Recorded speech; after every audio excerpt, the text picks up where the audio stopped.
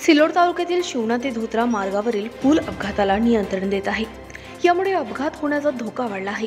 सविस्तर वृत्त असे की शिवना हे मोठ्या बाजारपेठेचे गाव असून जिल्हा परिषद सर्कलचे केंद्र आहे। येथे दळणवळण मोठ्या प्रमाणात होत असते। यामुळे धोत्रा रस्ता ते शिवना गावापर्यंतच्या रस्त्यावर असणाऱ्या पुलांची अत्यंत दुर्व्यवस्था झालेली आहे। या मार्गावर मोठे खड्डे पडल्यामुळे सदरच्या रस्त्यावरून जाताना गाडी चालक आणि नागरिकांना प्रचंड त्रास होत आहे। इथे पुलावर पाणी साचल्यामुळे बऱ्याच वेळा नागरिकांना खड्ड्यांचा अंदाज येत नाही। यामुळे अपघात होण्याची दाट भीती निर्माण होते।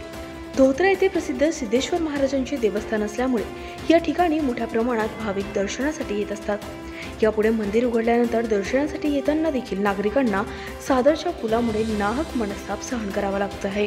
तरी प्रशासनाने वेळेस दखल घ्यावी आणि तातडीने पुलाचे काम पूर्ण करावे अशी मागणी नागरिकांच्या वतीने करण्यात आली आहे। खबर 24 एक्सप्रेस करिता सिल्लोडहून मुजीब शेखची रिपोर्ट।